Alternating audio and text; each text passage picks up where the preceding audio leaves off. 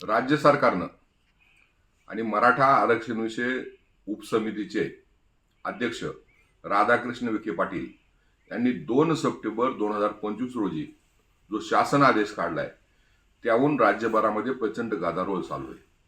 पण मुळात हे समजून घेतलं पाहिजे की आमचं जे आंदोलन होतं हे सरसकट मराठा समाजाला आरक्षणासाठी होतं आणि जो काही शासन आदेश विखे पाटलांनी काढलाय तो ज्यांची कुणबी वंशावळ असेल, कुणबी पुरावे असतील, कुणबी रक्ताचं नातेवाईक असेल त्यांना कुणबी प्रमाणपत्र देण्यासाठी 1967च्या पुराव्याप्रमाणे आणि त्या शासन आदेशामध्ये स्पष्ट वाचामध्ये क्रमांक 1, क्रमांक 3 आणि क्रमांक 10 टाकून त्यांनी कास्ट व्हॅलिडिटी आणि व्हेरिफिकेशनमध्ये जर अशा पद्धतीने तुमच्याकडे पुरावे असतील तो अदर बॅकवर्ड क्लासेसमध्ये 83 क्रमांकाचा कुणबी जातीचा प्रमाणपत्र त्या ठिकाणी मिळेल.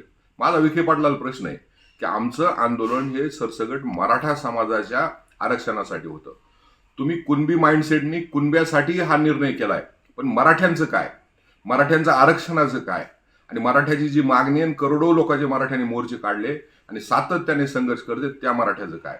पण तुमच्याच्याने जर हे होत नसेल तर आपण मराठा आरक्षण विषयक जी समिती आहे तिचा राजीनामा दिला पाहिजे किंवा राज्यातील करोड मराठ्यांचा रोज जर ओढून घ्यायचा नसेल तर देवेंद्र फडणवीस यांनी मराठा आरक्षण विषयक उपसमितीच्या अध्यक्षपदावरून राधाकृष्ण विखे पाटील यांना दूर केलं पाहिजे. त्यांच्यासाठी वाटलं तर वेगळी कुणबी, मराठा कुणबी अशी एखादी वेगळी समिती केली पाहिजे, मंत्रिमंडळाची उपसमिती. परंतु मराठा आरक्षण विषयक उपसमितीमध्ये राहून ते मराठ्यांना न्याय देऊ शकत नाहीत, मराठ्याच्या आरक्षणाची मागणी ते पूर्ण करू शकत नाहीत आणि आमचं जे काही आग्रह आहे, आमचं जे आंदोलन आहे हे मराठा समाजासाठी आहे, सकळ मराठा समाजासाठी, सरसगट मराठा समाजासाठी. ते आंदोलन 2/9च्या शासन आदेशाने विखे पाटलांनी मोडीत काढलेलं आहे.